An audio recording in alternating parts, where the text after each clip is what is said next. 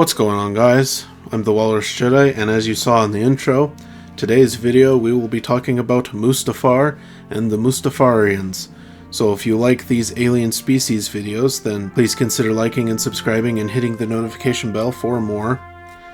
You could request a species down in the comments for future episodes if you would like. And without further ado, let's go to Mustafar. Mustafar, World of Fire.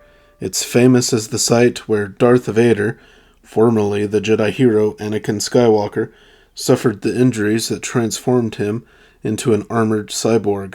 Located on the Rima offshoot known as the Tossed Spur, Mustafar once orbited the gas giant Jestafad and had a surface vital and green. The Jedi Order established a training center there circa 5,300 years before the Battle of Yavin, in the thick of what was then wild space. Master Chudon Gar served among the Academy's luminaries, and his mastery of the Force ran so deep he could alter the molecular structure of matter. An attack by the Sith in 3996 BB transformed Mustafar. The gas giant, Lafrani, tugged out of its orbit by a dark side weapon, entered into a gravitational dedente with Jestafad, with Mustafar caught in the middle. Intense tidal stresses roiled the world's molten core, inundating the crust with lava and flame.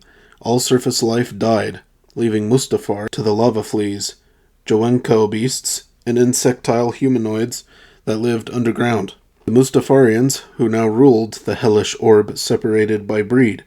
The spindly northern Mustafarians gravitated toward the upper pole, while the squat southern variety remained near the equatorial magma seams. The Techno-Union claimed Mustafar in 300 BBY, recognizing an opportunity to collect rare ores in liquid form without constructing deep-bore mines. Processing plants sprang up near the lava rivers, with droids and native Mustafarians scooping minerals from the top of the melt with buckets. During the Clone Wars, Darth Sidious hired the bounty hunter Cad Bane to kidnap Force-sensitive children and take them to a secret facility on Mustafar, where Sidious hoped to surgically alter the children to create a core of Force-using spies. Anakin Skywalker and Ahsoka Tano discovered the plan, and the facility was destroyed, but Sidious didn't forget the molten world. In 19 BBY, he relocated the Separatist Council to Mustafar for their ostensible safety, only to unleash Darth Vader on their hiding place. Vader left no survivors, then clashed with Obi-Wan Kenobi in a lightsaber duel that left Vader crippled and near death. Now a possession of the Empire, Mustafar became one of many resource-rich worlds deeded to the Mining Guild. It saw renewed conflict after the Battle of Yavin, when a Force manifestation drew adventurers to the world to fight a localized dark side disturbance.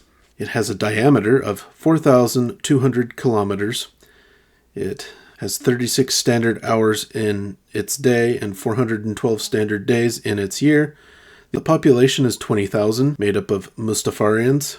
The species mix is Mustafarians at 95%, Skakoans 3%, and 2% other.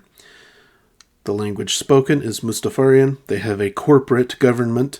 They export processed ores and import foodstuffs, water, and technology.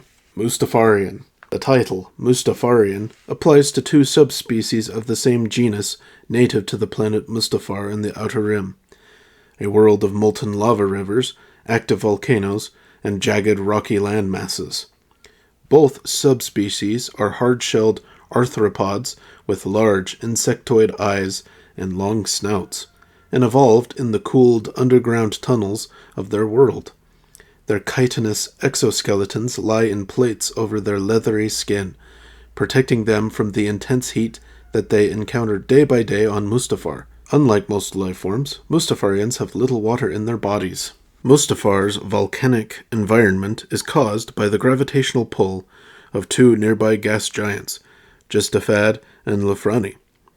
While Mustafar could serve as a moon for either star, it stays in its own orbit, traveling closer to Jestafad while at the same time being pulled on by Lafrani, with all three planetary bodies navigating the star system at a similar rate. Flourishing in this tumultuous environment, The taller northern Mustafarians are the physically weaker of the two subspecies. Because their bodies are more prone to frailty, the northern Mustafarians, who serve as sentries or security forces, often have their limbs enhanced with mechanical prosthetics to increase their strength, speed, and endurance. Northern Mustafarians ride insects called Mustafar lava fleas, which they domesticated as mounts in order to move quickly from one cooled lava landmass to another. The lava fleas are large, six-legged insects capable of walking across the cooler surfaces of hardened lava, and they can leap over the flowing lava rivers with ease. The smaller southern Mustafarians, meanwhile, are more sturdy and hardy. Working on cooperation with their genetic cousins, they handle most of the heavy lifting, or physically demanding jobs, in Mustafar's expensive lava mining operations. This shorter subspecies can withstand higher temperatures than the northern Mustafarians, and since they spend more time on the surface than their compatriots do, they wear armor and breath masks to protect themselves from the intense heat. The southerners handle the harvesting platforms skimming the surface of the lava rivers for metals with large pole-mounted cauldrons. Mustafarians are a self-involved, egocentric people always bent on improving the limited life on their world. They are technologically savvy and somewhat creative in that they have managed to find many unique ways to market the products they mine from Mustafar. Even so, their only reason for interacting with outsiders is to trade for new life-improving materials. They care little for any other people besides their own. While Mustafarians are not naturally aggressive, like most species, they have developed weaponry to protect themselves.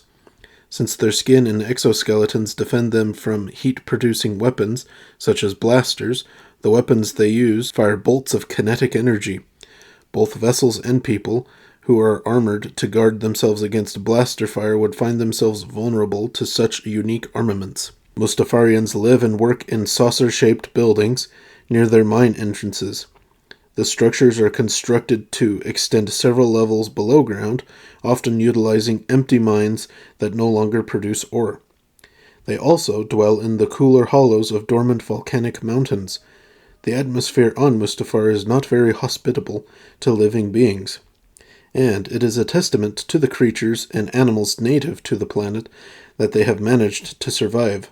Filled with smoke, ash, and bits of volcanic rock and glass, the air on Mustafar makes drawing every breath a chore for most humanoids. As mentioned, the Mustafarians had no initial interest in life off their world. But when the Techno-Union became fixated on the idea of mining their lava for precious metals, the Mustafarians agreed to help build and manage the operations on Mustafar. This gave them membership in the Confederation of Independent Systems, though their planet was relatively untouched by the Clone Wars. Techno-Union technology offered the Mustafarians extra protection from the heat, and improved their standard of living drastically. One such item used by workers is a Kubazian skirt equipped with a cooling backpack turbine. And yet, despite some of these helpful devices created by other species, the Mustafarians remain fairly uninterested in larger galactic affairs and are perfectly happy to work on their own world in peace. The separatist movement under Count Dooku used Mustafar as one of its main headquarters for operations. As the Clone Wars raged, the Separatist Council enlisted the Mustafarians to build a stronghold on their planet to be used as a protective retreat in the event that the Republic prevailed. The fortress was near impenetrable, bearing the combined protection of Mustafar's dangerous environment with a powerful tractor beam and ray shielding. The Mustafarians were indifferent to the Separatists' politicking and helped construct the climate-controlled fortress in the hope that it would someday fall under their control. Their work paid off when Darth Vader slaughtered the Separatists along with the Techno-Union leaders on Mustafar, leaving the planet and its people to manage their own affairs. As the Empire rose to power, however, the Mustafarians had to deal with a new problem. The renegade Geonosian separatist Gizor Delso holed himself up in the fortress, refusing to surrender to the Empire. Delzo managed to get a hidden droid factory on Mustafar up and running again, and began generating a series of fresh battle droids that he intended to use as his own army. The 501st Legion of Stormtroopers was dispatched to Mustafar, and both Delzo and his battle droids were eradicated. It is believed that both fortress and factory were decimated by Star Destroyers in a subsequent orbital strike. And that is the Mustafarians and their homeworld of Mustafar. Now, if you learned anything new about this planet and species in the comments down below, don't forget to like and subscribe if you enjoyed, and until next time, thanks for watching.